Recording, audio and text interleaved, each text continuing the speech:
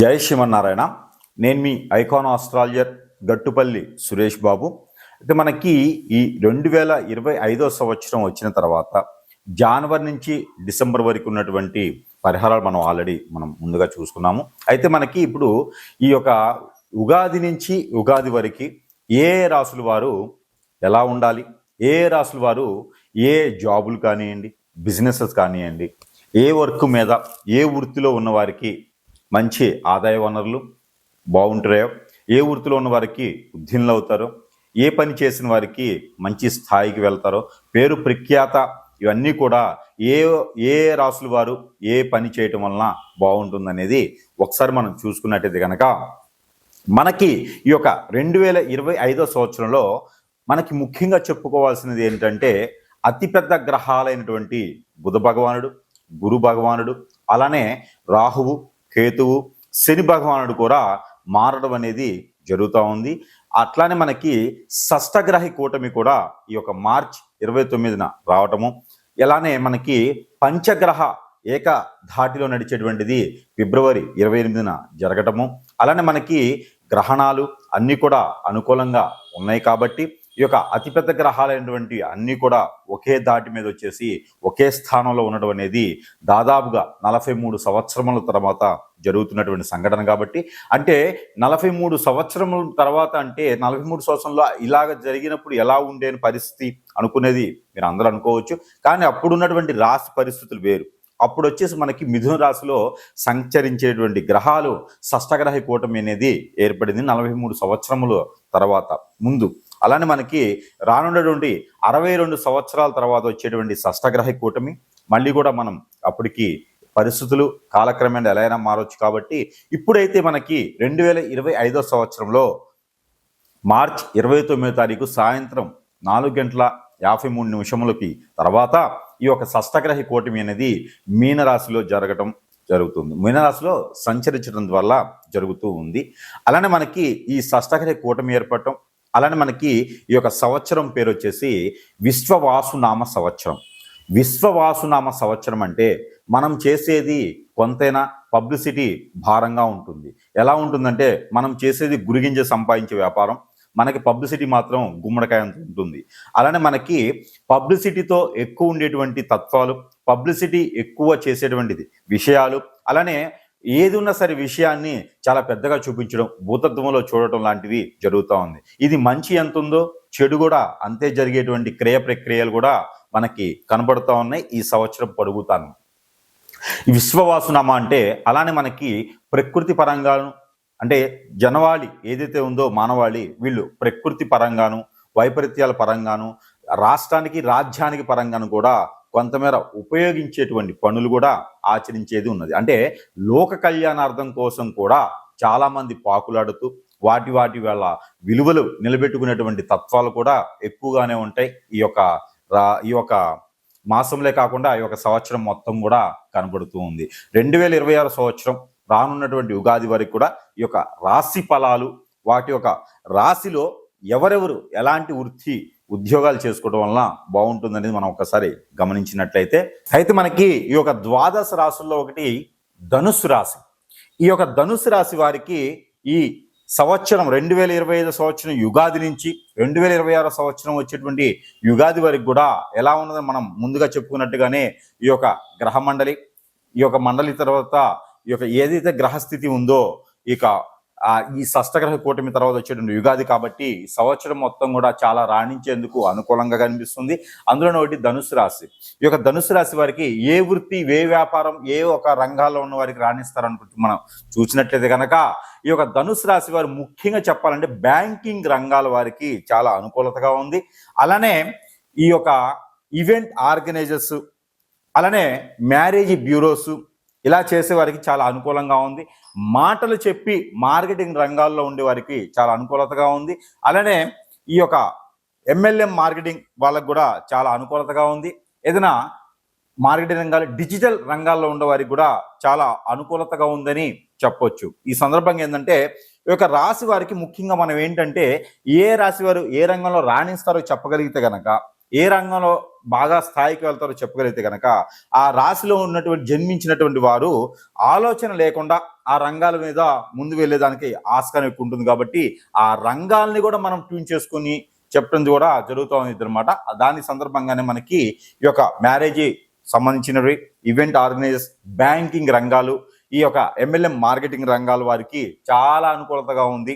మాట్లాడి డబ్బు సంపాదించాలంటే అనేక మార్గాలు ఉన్నాయి, కానీ మాటల ద్వారా డబ్బు సంపాదించేటువంటి అదృశ్యం, అలానే మంచి గుణగణాలు, నమ్మదగినటువంటి వ్యక్తులుగా ఉండి అన్ని రకాల రంగాల్లో నమ్మకం ఏర్పరచేటువంటి ఆపర్చునిటీ, అంటే మంచి వర్గాలు మీకు అనుకూలంగా ఉన్నాయి. అలానే కొత్తగా వ్యాపారాలు ఏదైనా మొదలు పెట్టాలనుకుంటే కనుక బుక్ స్టోర్స్, పాలకు సంబంధించినటువంటి ఉత్పత్తులు, అలానే జంతు ప్రీతితో జంతువుల్ని పెంచి వాటిని అమ్మేటువంటి విధానానికి, ఇలాంటి వాటికి ఈ యొక్క రాశి వారికి చాలా అనుకూలంగా ఉన్నాయి. అలానే ఏదైనా మిలిటరీ రంగాల వారికి, నావీ రంగాల వారికి మీది కొత్తగా ఏదైనా వెళ్ళాలనుకుంటే కనుక ఖచ్చితంగా మీరు రాణిస్తారు. అలానే బిల్డర్స్గా కూడా ఈ యొక్క రాశి వారికి చాలా అనుకూలంగా ఉంది ఈ సంవత్సరం. కాబట్టి ఈ యొక్క 2020 సంవత్సరం ఉగాది తర్వాత మీ అందరికీ ఏప్రిల్ మాసం నుంచి రానున్నటువంటి 2020 సంవత్సరం ఉగాది వరకు కూడా ఈ రక రంగాల్లో చాలా రాణించేందుకు బాగుంటుంది. కాబట్టి ఈ రంగాలకు ప్రయత్నం అయితే చేయండి, చాలా అనుకూలతగా ఉంది. అలానే మీకు రంగు ఏదైతే వర్ణం కలిసి వస్తుందని చూస్తే కనుక మీకు నీలి కలరు, ఎమరాల్డ్ కలరు, అలానే నీలి అంటే కూడా మీకు కృష్ణ నీలి, ఆకాశ నీలి, ఆ కలర్స్ కూడా మీకు కలిసి వచ్చేలాగా ఉంది. అలానే మీకు ఒక్కసాయి అనే కలర్ ఉంటుంది, ఆ ఒక్కసాయి కలర్ కూడా మీకు కలిసి వచ్చేలా ఉంది. అలానే గులాబీ కలర్ కూడా మీకు చాలా బాగుంది. అందులో ముఖ్యంగా ఆరెంజ్ కలర్, ఈ ఆరెంజ్ కలర్ మీకు అంటే మనకి చాలా రకాల ఆలయాల్లో హనుమాన్కి రాసేటువంటి సింధూరం, ఆ కలర్ ఆరెంజ్ కలర్లో మిక్స్ అయి ఉంటుంది. కాబట్టి అలాంటి సింధూరం కలర్ కూడా ఈ యొక్క రాశి వారికి చాలా అనుకూలంగా ఉంది. కాబట్టి ఆ కలర్స్ మీరు ఏదైనా మంచి పని మీద కానీ, ఏదైనా అవసరం ఉన్నటువంటి పని మీద మీరు వెళ్ళేటప్పుడు ఈ కలర్స్ ధరించి కానీ, ఈ కలర్ పూసలు కానీ, ఈ కలర్ జేబుమాల కానీ పెట్టుకుని వెళ్ళడం ద్వారా మీకు మంచి జరిగేదానికి ఎక్కువ ఆస్కారంగా ఉంది. కాబట్టి ఈ యొక్క కలర్స్ అన్ని కూడా మీకోసం. అలానే మీకు కలిసి వచ్చేటువంటి అదృష్ట నెంబర్ ఏదైతే ఉందో ఈ యొక్క నెంబర్ మీకు పెట్టుకున్నట్టయితే మంచి రాణిస్తుంది. ఏ నెంబర్ అంటే అందులో కనుక మీకు 792, ఈ యొక్క 792 అనే ఒక నెంబరు మీకు చాలా అనుకూలంగా ఉంది. ఈ సంవత్సరంలో ఏదైనా కారు కానీ తీసుకోవాలనుకున్నా, ఏదన్నా వాహనం, ఏదైనా సరే, ఇంకేదన్నా మీకు లక్కీ నెంబర్గా ఫోన్ నెంబర్ ఏదైనా మార్చుకోవాలంటే కూడా ఈ నెంబర్ మీరు పెట్టుకున్నట్టయితే ఖచ్చితంగా మీ అందరికీ కూడా రాణించేందుకు ఆస్కారం ఎక్కువ ఉంది. కాబట్టి ఈ నెంబర్ని మీరు ప్రయత్నం చేయండి. ఇంకా మీకు అన్ని రకాలు కలిసి రావాలంటే కనుక ఓవరాల్గా న్యూట్రల్ స్టోన్స్ అని ఉంటారు, అంటే ఎమిజిస్ట్ కానివ్వండి, ఎమరాల్డ్ కానివ్వండి, ఇట్లాగా మీకు న్యూట్రల్ స్టోన్స్ ఉంటాయి, అవి హగ్గీస్ అంటారు. ఇలాంటి స్టోన్స్లో మీకు వచ్చేసి నెమాని అని ఉంటుంది. ఈ నెమాని స్టోన్ మీకు చాలా అనుకూలంగా ఉంది. మీకు నామనక్షత్ర పరంగా, నక్షత్ర ప్రకారంగా మీకు ఉన్నా లేకున్నా సరే మీరు ఇలాంటి స్టోన్ పెట్టుకోవడం ద్వారా అదృష్టం అనేది మీకు వరించేలా ఉంది. కాబట్టి ఈ మాదిరిగా ఈ స్టోన్స్ పెట్టుకొని, ఈ నెంబర్ లక్కీ నెంబర్ పెట్టుకొని, ఇలాంటి వర్ణాల రంగులు పెట్టుకొని మీరు అనుకూలంగా మార్చుకోవచ్చు. అలానే మీకు ఇంకా మంచి పరిహారం రావాలంటే కూడా మనం ఈ పరిహారం కూడా మీరు చేసుకున్నట్టయితే చాలా అనుకూలంగా ఉండేసి ఈ యొక్క సంవత్సరం మొత్తం కూడా రాణించేందుకు ఉంటుంది. కాబట్టి ఈ చిన్న ప్రయోగం మీకోసం. జనవరి నుంచి డిసెంబర్ వరకు ఉన్నటువంటి పరిహారాలు మనం ముందుగా చూసుకున్నాము. అయితే మనకి ఇప్పుడు ఈ యొక్క ఉగాది నుంచి ఉగాది వరకు ఏ రాసుల వారు ఎలా ఉండాలి, ఏ రాసుల వారు ఏ జాబులు కానివ్వండి, బిజినెసెస్ కానివ్వండి, ఏ వర్క్ మీద, ఏ వృత్తిలో ఉన్న వారికి మంచి ఆదాయ వనరులు బాగుంటాయో, ఏ వృత్తిలో ఉన్న వారికి ఉద్యోగులు అవుతారో, ఏ పని చేసిన వారికి మంచి స్థాయికి వెళ్తారో, పేరు ప్రఖ్యాత, ఇవన్నీ కూడా ఏ రాసుల వారు ఏ పని చేయటం వలన బాగుంటుందనేది ఒకసారి మనం చూసుకున్నట్టయితే కనుక మనకి ఈ యొక్క 2025 సంవత్సరంలో మనకి ముఖ్యంగా చెప్పుకోవాల్సినది ఏంటంటే అతిపెద్ద గ్రహాలైనటువంటి బుధ భగవానుడు, గురు భగవానుడు, అలానే రాహువు, కేతువు, శని భగవానుడు కూడా మారడం అనేది జరుగుతూ ఉంది. అట్లానే మనకి షష్టగ్రహి కూటమి కూడా ఈ యొక్క మార్చ్ 29న రావటము, ఇలానే మనకి పంచగ్రహ ఏక ధాటిలో నడిచేటువంటిది ఫిబ్రవరి 28న జరగటము, అలానే మనకి గ్రహణాలు అన్నీ కూడా అనుకూలంగా ఉన్నాయి. కాబట్టి ఈ యొక్క అతిపెద్ద గ్రహాలైనటువంటి అన్నీ కూడా ఒకే దాటి మీద వచ్చేసి ఒకే స్థానంలో ఉండడం అనేది దాదాపుగా 43 సంవత్సరముల తర్వాత జరుగుతున్నటువంటి సంఘటన కాబట్టి, అంటే 43 సంవత్సరముల తర్వాత అంటే 43 సంవత్సరంలో ఇలాగ జరిగినప్పుడు ఎలా ఉండేని పరిస్థితి అనుకునేది మీరు అందరూ అనుకోవచ్చు. కానీ అప్పుడున్నటువంటి రాశి పరిస్థితులు వేరు. అప్పుడు వచ్చేసి మనకి మిథున రాశిలో సంచరించేటువంటి గ్రహాలు షష్టగ్రహ కూటమి అనేది ఏర్పడింది 43 సంవత్సరముల తర్వాత ముందు.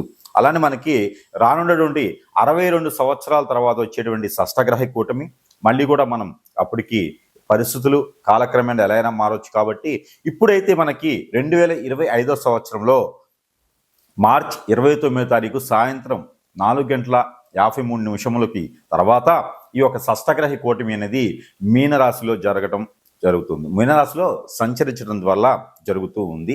అలానే మనకి ఈ షష్టగ్రహ కూటమి ఏర్పడటం, అలానే మనకి ఈ యొక్క సంవత్సరం పేరు వచ్చేసి విశ్వవాసునామ సంవత్సరం. విశ్వవాసునామ సంవత్సరం అంటే మనం చేసేది కొంతైనా పబ్లిసిటీ భారంగా ఉంటుంది. ఎలా ఉంటుందంటే మనం చేసేది గురిగింజ సంపాదించే వ్యాపారం, మనకి పబ్లిసిటీ మాత్రం గుమ్మడికాయ అంత ఉంటుంది. అలానే మనకి పబ్లిసిటీతో ఎక్కువ ఉండేటువంటి తత్వాలు, పబ్లిసిటీ ఎక్కువ చేసేటువంటిది విషయాలు, అలానే ఏది ఉన్నా సరే విషయాన్ని చాలా పెద్దగా చూపించడం, భూతత్వంలో చూడటం లాంటివి జరుగుతూ ఉంది. ఇది మంచి ఎంత ఉందో చెడు కూడా అంతే జరిగేటువంటి క్రియ ప్రక్రియలు కూడా మనకి కనబడుతూ ఉన్నాయి ఈ సంవత్సరం పొడుగుతాను. ఈ విశ్వవాసునామ అంటే అలానే మనకి ప్రకృతి పరంగాను, అంటే జనవాళి ఏదైతే ఉందో మానవాళి, వీళ్ళు ప్రకృతి పరంగాను, వైపరీత్యాల పరంగాను, రాష్ట్రానికి రాజ్యానికి పరంగాను కూడా కొంతమేర ఉపయోగించేటువంటి పనులు కూడా ఆచరించేది ఉన్నది. అంటే లోక కళ్యాణార్థం కోసం కూడా చాలామంది పాకులాడుతూ వాటి వాళ్ళ విలువలు నిలబెట్టుకునేటువంటి తత్వాలు కూడా ఎక్కువగానే ఉంటాయి ఈ యొక్క మాసంలో కాకుండా ఈ యొక్క సంవత్సరం మొత్తం కూడా కనబడుతూ ఉంది. 2026 సంవత్సరం రానున్నటువంటి ఉగాది వరకు కూడా ఈ యొక్క రాశి ఫలాలు, వాటి యొక్క రాశిలో ఎవరెవరు ఎలాంటి వృత్తి ఉద్యోగాలు చేసుకోవడం వలన బాగుంటుందనేది మనం ఒకసారి గమనించినట్లయితే